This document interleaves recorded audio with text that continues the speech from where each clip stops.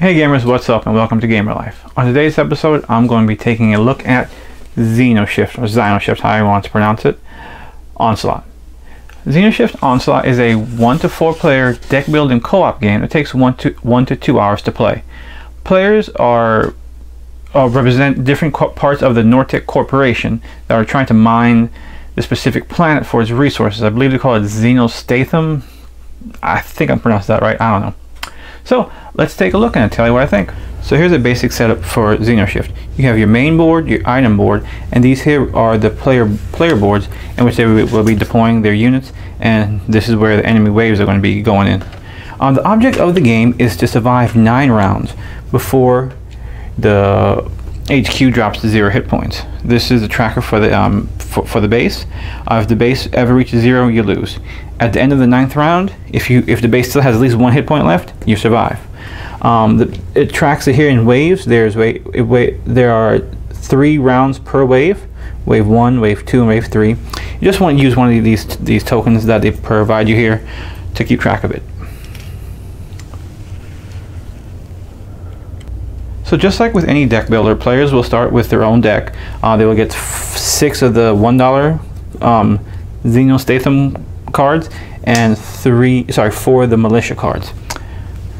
After that, each player will then take their own player power, which represents, there are 6 that come with the game.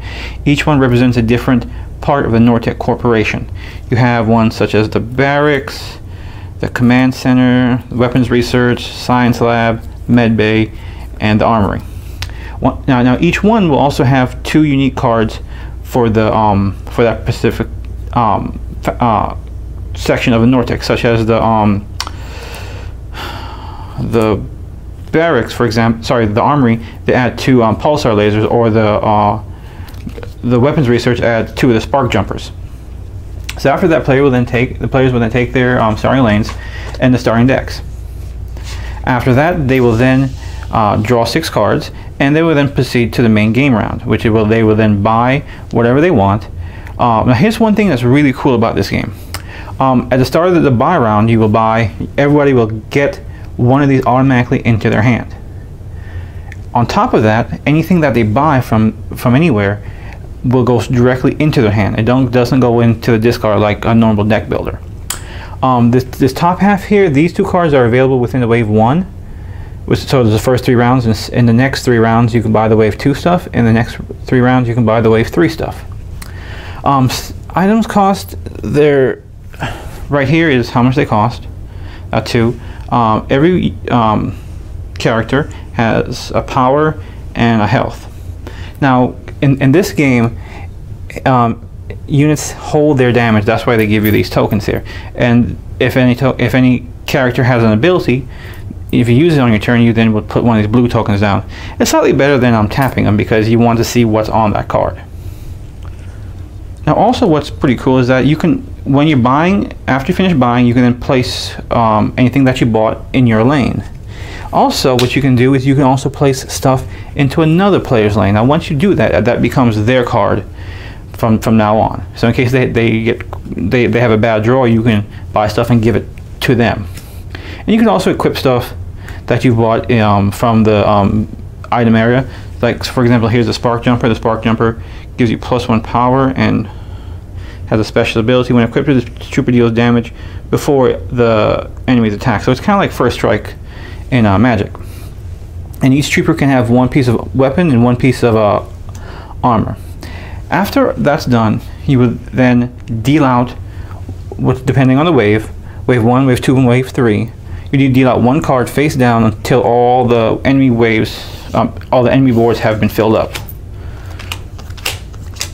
After that, you then can go into the combat round, in which each player will then start to flip up each one of their cards. If they have any reveal effect, you trigger it, and then the two characters will then fight. If they're still alive, they keep on fighting until somebody's dead. Hopefully you deployed well enough so you can wipe out the wave, all the enemies in your lane. If not, they will then do their damage to the base. Also, if any enemy has a reveal ability, that triggers also. After that is the cleanup round. You can discard your card. I think you can keep 1 card. After that, you then draw back up to 6, and you proceed to the next wave. And that, in a nutshell, is XenoShyft. So let's talk about XenoShyft. I enjoy this game, but it is hard. I have not won this game as yet. I've gotten to the last, I think, round 7 or 8 before I got wiped out, because the enemies get harder and harder as the round goes on. Now you can compare this game to, say, Marvel Legendary, or more specifically Marvel Alien Encounters, because how the alien deck comes out and you don't see what's going on. And there's also another deck building co-op game. Another game it reminds me of a little bit too is Shadow Rift, which is another game that doesn't get nearly as much love. Check it out, Shadow Rift. But back to this game, it is hard, but I enjoy it though. The only problem I have with the game so far is the replayability.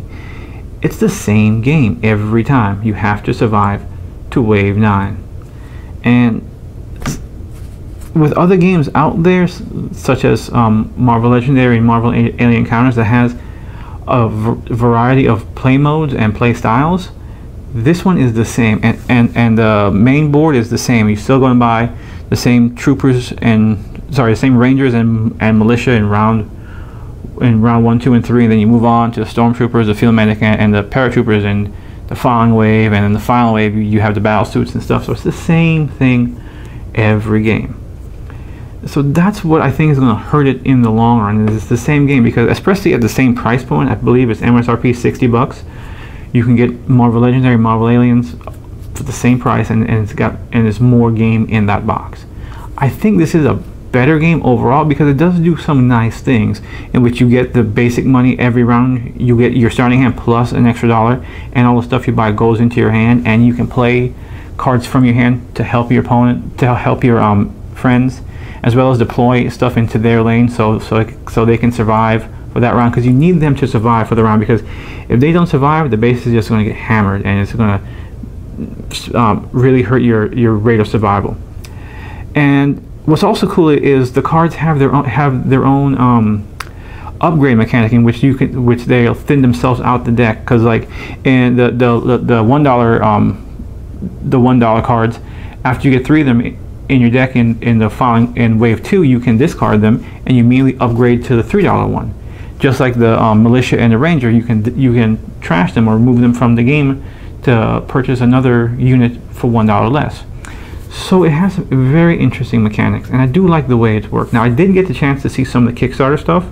I didn't get a chance to play with it, but it does look interesting, and hopefully they bring that stuff out as an expansion, because that's really what's going to help this game along, is some way to make the game fresher and more replayability to the game, because if not, the game is going to suffer and it's going to wither away, in my opinion.